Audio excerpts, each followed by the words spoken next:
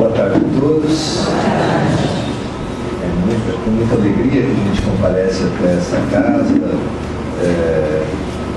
para esse nosso exercício fundamental, para essa nossa reflexão, que é tão importante para a vida da gente. O nosso contexto, a nossa doutrina é uma doutrina que se chama de fé raciocinada. E para isso é imprescindível que a gente pense o que está acontecendo com as nossas vidas, o que está acontecendo com o mundo, para desenvolver essa nossa fé, essa nossa relação com Deus, que é a nossa relação mais importante.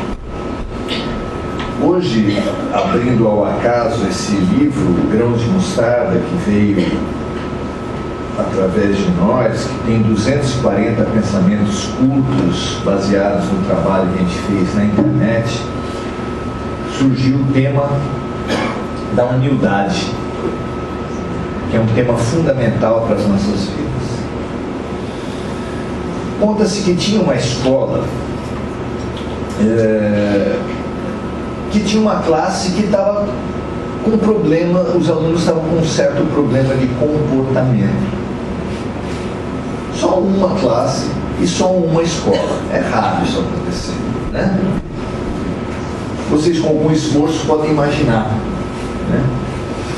A professora, desafiada por aquela situação, pensava: o que eu vou fazer com esses meninos? As mães, os alunos, os próprios meninos ouviam aqueles ditos, aqueles comentários típicos das escolas, que essa era a escola, a classe mais complicada. Vocês são do tempo da sexta série E?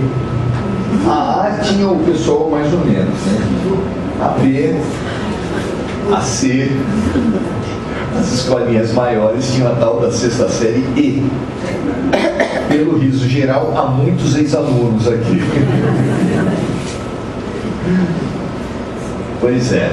E o problema dessa classe era uma coisa que era chamada, atualmente é chamada de bullying, né? O bullying o que é? É que todo mundo quer se exaltar. Mas esse negócio de se exaltar fazendo coisa boa, se destacando, é muito difícil. É melhor a gente se exaltar cortando a perna dos outros. Aí a gente parece que está maior. Não é interessante isso? Isso acontece nos debates políticos, onde os candidatos gostam mais de falar mal do outro do que de falar o que eles vão fazer. Mas acontece também nas relações conjugais, não é? Relações de trabalho. Bom, então aquela classe estava tendo muito problema de comportamento e muito bullying. E a professora resolveu dar uma aula diferente, chegou na classe e falou assim: hoje nós vamos ter uma aula de colagem e vocês vão representar a natureza.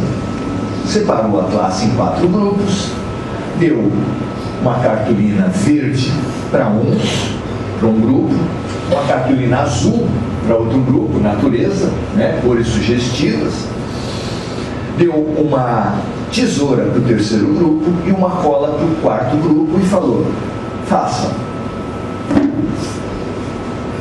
Eles ficaram olhando aquela cartolina, o outro olhando a cola, o outro olhando a tesoura e falando: façam o quê?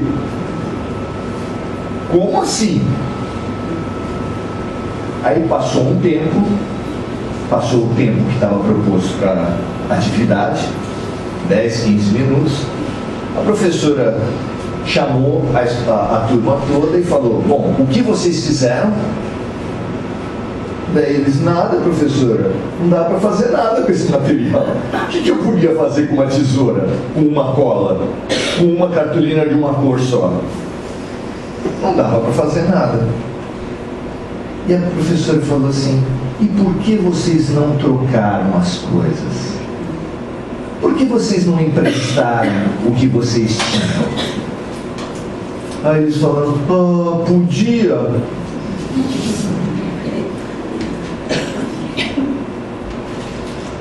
Essa classe que tem ou essa escola que tem muitas classes, na verdade, bagunçando, pode ser comparada com alguma coisa? Na classe ou na escola da Terra tem muitas classes bagunçadas? Tem muitos países que estão um tanto quanto desarrumados, vamos dizer assim? Uns alunos com problema de mau comportamento? Tem?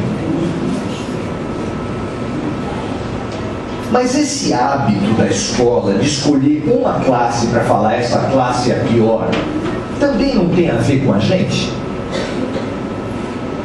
Nós brasileiros, por exemplo, somos da 6ª série E, F, Z. Vocês não têm essa impressão? Que nós somos o pior país do mundo? Sobre alguns aspectos, parece sim.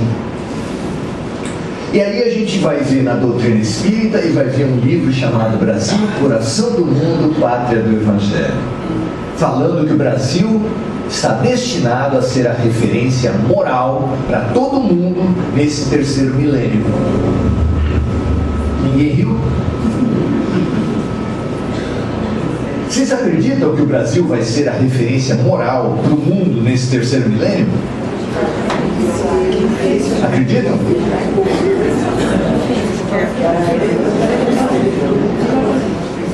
Ouçam a reação. É mais do que natural que a gente duvide, né? Mas como assim? Como o Brasil vai ser referência moral se está essa bagunça? Na verdade, você pode comparar isso, a comparação que surge para a gente tem repetido para nós brasileiros, para ver se a gente entende um pouco mais do que está acontecendo, é que se todas as casas de uma certa rua estão sujas, e você visitar todas, mas uma delas estiver sendo feita faxina, em qual dessas casas você vai ter mais esperança? Nossa, tá de faxina. Mas você entra lá, tem um monte de lixo amontoado, a pessoa moradora, cabelo assim, ó, suada, toda desarrumada, porque quando a gente faz faxina, fica grande coisa, não é verdade? E você mesmo assim está colocando mais esperança nessa casa? É assim? Porque você sabe que no dia seguinte vai estar a melhor casa da rua. Será que isso tem alguma coisa para ensinar para a gente? Qual é o país do mundo que está tendo uma faxina moral tão grande quanto o Brasil? Qual é?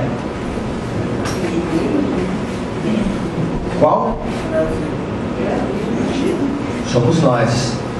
E nós estamos aprontando a casa por quê? Segundo Chico Xavier, nós temos duas hipóteses para a transição planetária, e qualquer das duas nós vamos ter que exercer um papel no mundo: acolher refugiados. Que, aliás, a gente não deveria estranhar muito, porque quase todos nós aqui somos netos, bisnetos, tataranetos de refugiados. Aquele presidente dos Estados Unidos que não gosta muito de refugiado, branco, ruivo, devia ter um índio e falar para ele assim: o senhor acha que o senhor é o quê? Nativo? Como assim? Bom, então nós temos um país que tem um papel no mundo, mas a gente a gente cultua essa síndrome de vira-lata que fala que o Brasil é sempre o pior país. E segundo a revelação espiritual, no ponto de vista mais importante, que é da vida, o ponto de vista mais importante da vida é o Evangelho, é o ponto de vista moral. E é nesse ponto de vista que o Brasil vai ser a referência para a humanidade.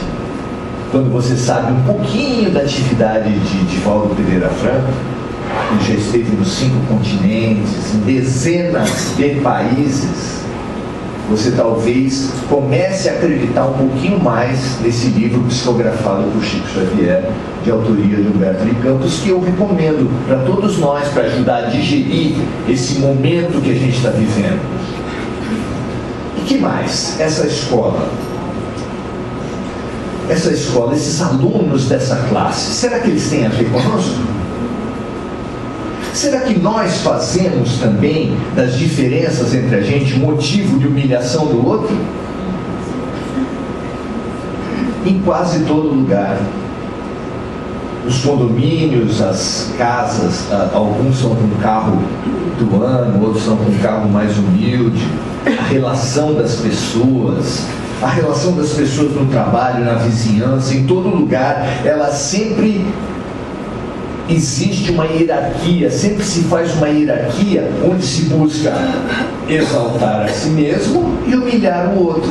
E isso tem sido a fonte das nossas violências, das nossas guerras. Não é a diferença que faz a guerra dos sexos, por exemplo. Porque a diferença, ela é biológica, ela é dada pela realidade. O problema é como a gente vive a diferença. Porque a grande pergunta que se faz em termos de comportamento a cada vez que se reúne meia dúzia de pessoas é: o homem é melhor que a mulher é melhor que o homem? Eu sou assistente social, trabalho com um monte de mulher. A mulherada se junta e começa a falar: não, porque meu marido... Depois de 15 minutos falando mal do marido, a outra, que se for muito ingênua, vai falar: por que você não separa? Mas também não é assim, né?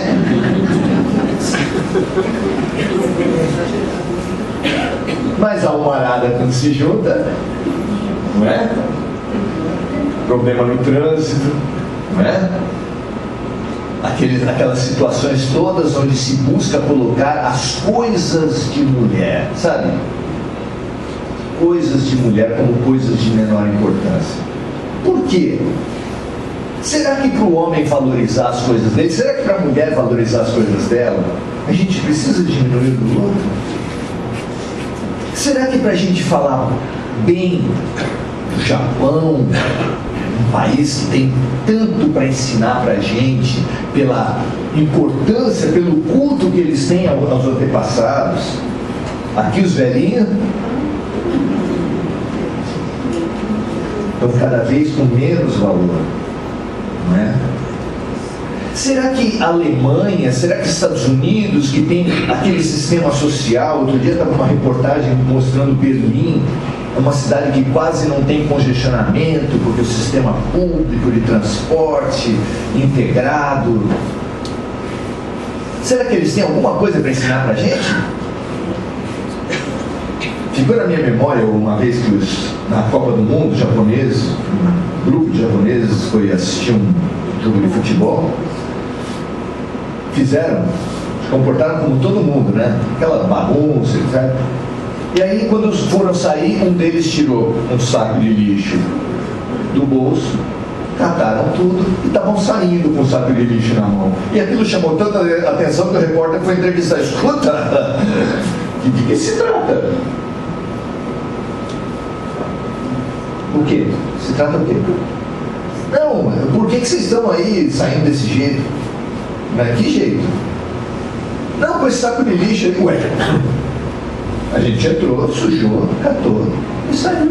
Qual é o problema?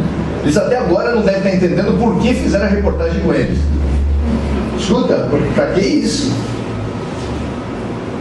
Por outro lado, no Japão, alguns adolescentes se matam após não passar de ano. Eles estavam levando o nome da família para a escola. E ao não passar, eles estão desonrando o nome da família.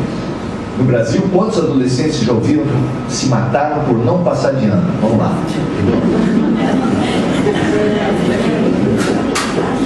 Também não. Nunca ouvi falar. Os povos têm inteligências diferentes, capacidades diferentes. E assim servem também para as pessoas. Homem e mulher, pobres e ricos, negros e brancos, argentinos e brasileiros, santistas e corintianos. Todas as diferenças trazem características diferentes. O que nós temos feito para a diferença? Competir.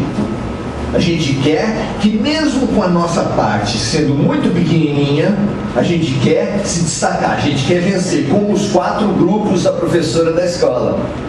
Ninguém falou para eles que era para eles terminarem primeiro, que era para eles receberem nota maior ou menor, mas está numa escola, todo mundo já sabe que é assim. É para ganhar. Por quê? Porque a nossa cultura se espelha na escola, e a nossa cultura é de ganhar. O que é ganhar? O que é vencer? Ah, nós queremos o tempo todo ser melhor que os outros. Mas como assim ser melhor que os outros?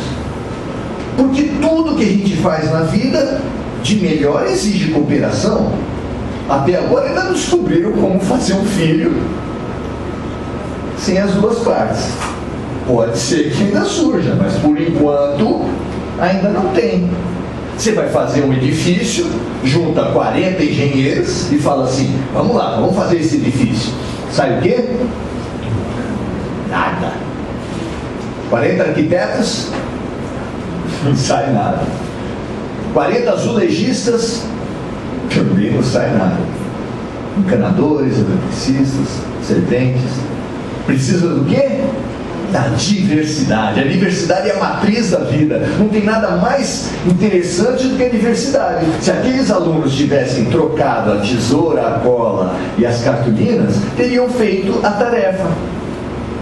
Mas eles não conseguiram porque se congelaram num paradigma, num modelo, numa forma de viver chamada competição, que tem por base o egoísmo.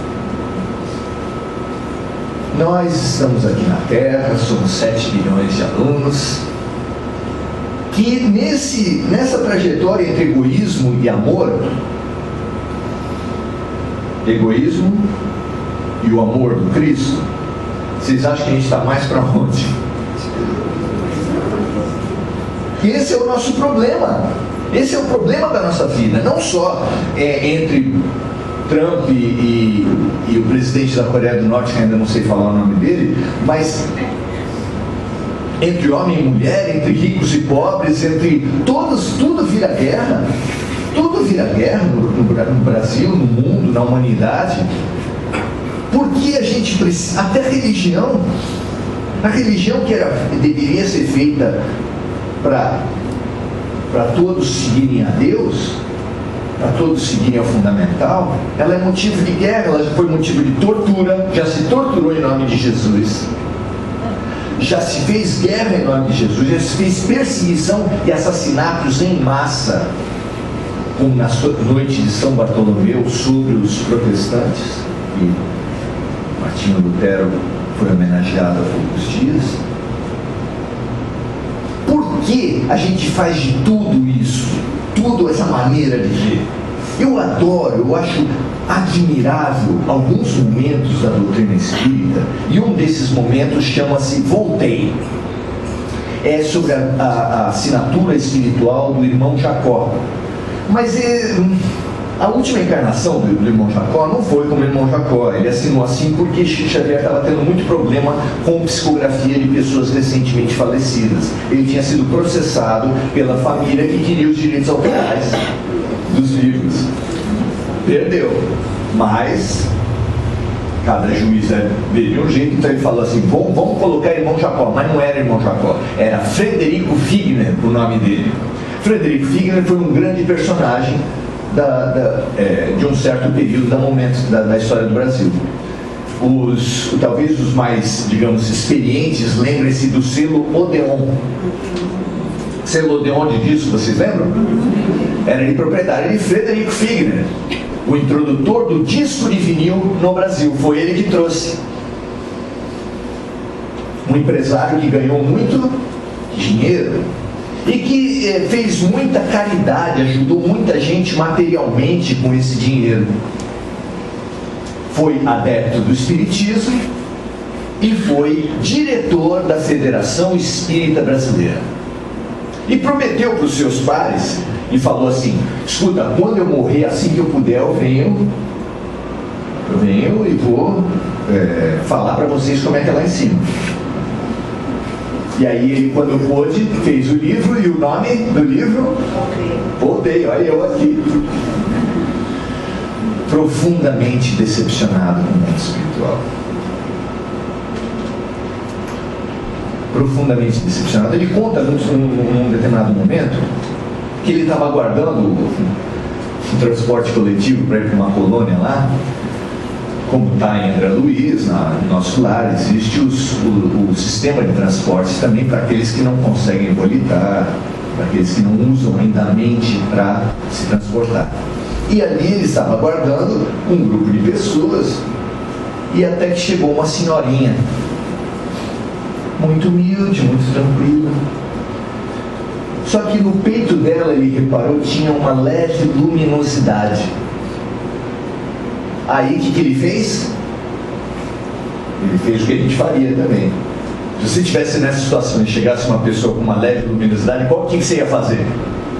Assim, disfarçadamente, você ia dar uma olhadinha pro seu peito.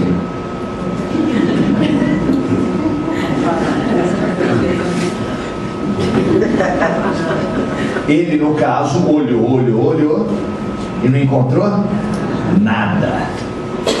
Aí ele achou a solução. Deve ser uma santa. Só pode ser. E deu uma cotovelada no coordenador, assim, né? E disfarçadamente, escuta. Quem é?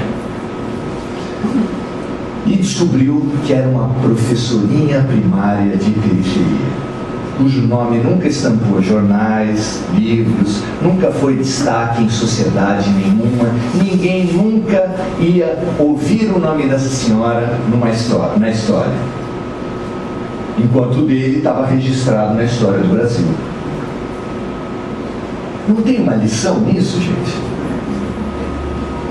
Também hoje, modernamente, os livros espíritas estão falando que tem um hospício destinado a religiosos no mundo espiritual, que tem uma grande ala para os espíritas. Não precisa ficar preocupado, nem olhar no seu livrinho do plano de saúde, também não adianta. Mas é muito comum que religiosos pirem no mundo espiritual. Sabe por quê? Expectativa. Assim como o Frederico Figner, a gente faz meia dúzia de coisinha que a gente acha que é para ficar de bem com Deus, e a gente, quando morre numa expectativa danada. Eu fiz isso e aquilo. Você espera o quê? Tapete vermelho, anjinho de um lado, anjinho do outro, Jesus Cristo na ponta, marcando uma audiência com Deus.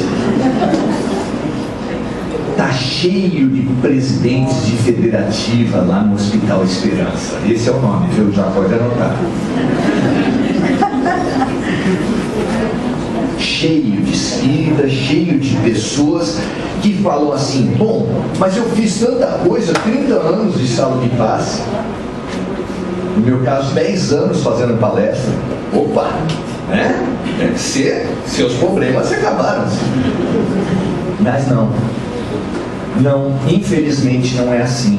E a gente precisa fazer umas palestrinhas para ver se diminui o SUS lá em cima, que está, sabe, cama pelo corredor, o CREI. O CREI deles está meio complicado. Então, o que é isso tudo? É que a gente vai militando numa certa área e vai formando dentro de nós uma expectativa, uma arrogância, uma superioridade que na prática não se confirma. E a gente precisa ficar muito preocupado com isso. E eu gosto muito do Espiritismo trazer isso pra gente, porque daí fica claro, como deveria ficar claro para toda a humanidade, para todos os religiosos, que cumprir obrigações humanas não nos deixa bem com Deus. Quem gosta disso pode pagar o dízimo e louvar bem alto, gritando. Não tem importância. O vizinho não vai gostar muito, mas deixa para lá. Faça isso, mas não desdenhe da tarefa fundamental. Batize, crisme, tome a comunhão, confesse, tome a extrema-unção, mas não desdenhe da palavra fundamental, da tarefa fundamental. Venha, ouça as palestras, tome passe, compre a rifa, senão a gente não vai ter luz, não vai ter água. mas não desdenhe da tarefa fundamental. Se a gente continuar se enganando, eu tenho uma dívida com ela e pago para ela. Ela vem me cobrar e fala, não, já paguei para ela. Como? Deus também não quer assim, não. Nosso problema é com Deus, não é problema com ninguém aqui da terra. Ah, mas o bispo falou para eu fazer. Problema seu, meu amigo. E do bispo, é claro. Mas aí deixa para ele o problema. O que é esse fundamental da nossa vida? Qual é a tarefa fundamental? Nas bem-aventuranças, Jesus deixou muito claro. Porque a minha leitura das bem-aventuranças é que não se trata de um conjunto aleatório de conselhos. Se trata de um passo a passo para a nossa evolução espiritual. E qual é a primeira bem-aventurança segundo a versão de Mateus? Em Mateus, as bem-aventuranças são 8. E a primeira bem-aventurança é bem-aventurados os humildes. Sem a humildade, ninguém aprende nada. O fabuloso Sócrates, o fundador da filosofia, deixou como legado, como frase mais notória da sua sabedoria, a frase, só sei que nada sei. Aquela pessoa arrogante que acha que já sabe bastante, está se autodestinando, está se impermeabilizando para qualquer aprendizado, porque um copo d'água completamente cheio, se você colocar 5 gotas, o que acontece? Tem que sair 5 gotas. Ele não evolui, ele não cresce. Toda pessoa arrogante e autossuficiente se impermeabiliza para o crescimento. O único critério básico para qualquer crescimento é o mínimo de humildade. E essa humildade é um valor. Todos nós somos cristãos, todos nós achamos Cristo um cara muito bacana, mas quando a gente pega o passo a passo, a gente simplesmente ignora. Vamos lá. Quantos pais aqui já chegaram para os filhos e falaram assim: filho, eu queria muito que você fosse uma pessoa humilde? Quantos? Assim, passagem de ano. Opa, uma pessoa. 2. Importante. Passagem de ano para si mesmo. Quantas pessoas falaram assim: esse ano, agora em 2016, 31 de dezembro de 2016, falou assim: em 2017, meu Deus, o que eu mais quero é ser uma pessoa humilde. Então vamos lá, quantas pessoas levantaram a mão? Uma pessoa. Fantástico. Mas vamos concordar que é raro, que é pouco. Jesus falou que é o valor central, mas nós que somos seguidores dele, nós que somos cristãos, não entendemos nada. Alguns de nós devem gostar da filosofia. A filosofia, o pai da filosofia é Sócrates. Sócrates falou que o mais importante é ser humilde. Buda, filho de um rei, a quem estava destinado todo um reino, abriu mão de tudo para andar feito um mendigo, ensinando as pessoas. Gandhi, advogado, formado em Londres, abriu mão da carreira dele para ser um andarilho desconsiderado por praticamente todo mundo, até que ele conseguiu a vitória. E São Francisco de Assis? Todas as pessoas importantes tiveram a marca da humildade. As pessoas não conseguiam entender. Espera um pouquinho.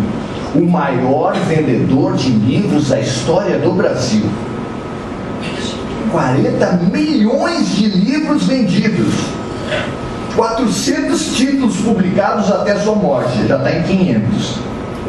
E descobrem coisa dele escrita por tudo quanto é lado.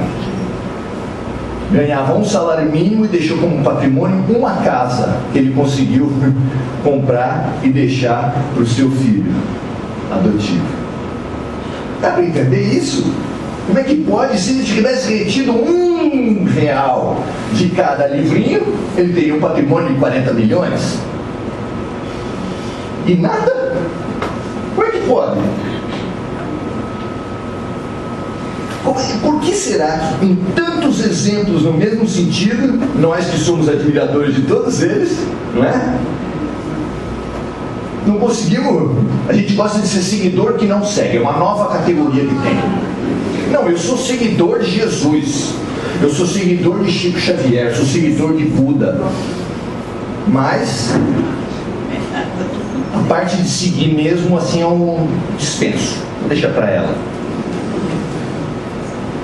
Humildade. Humildade é a tarefa mais urgente para os nossos tempos. Isso não quer dizer ser mosca morta. Não quer dizer ser pisado necessariamente por todas as pessoas, apesar de que o nosso grande luminar foi pisado, foi cuspido, foi torturado e foi crucificado.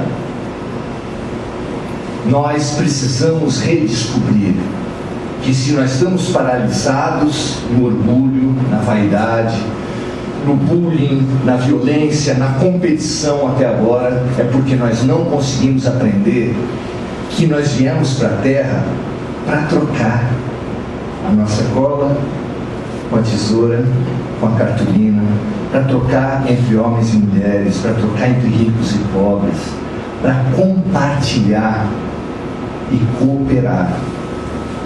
Se a gente conseguir vislumbrar isso, a nossa vida amanhã no trânsito vai ser melhor. No condomínio, que todo mundo riu aqui, eu não sei porquê, quando eu falei de condomínio, a nossa vivência no condomínio, na família, no trânsito, no trabalho, ela vai ser melhor. Porque ao invés de ver adversários e inimigos em todo lado, eu vou ver convites à cooperação, à solidariedade e à fraternidade. Porque foi por isso que Jesus colocou as pessoas que estão à tua volta. Todas elas e todas as situações são convites à solidariedade. Quando a gente conseguir enxergar isso, a nossa vida pode mudar radicalmente. Esse é o convite dessa tarde. Boa tarde.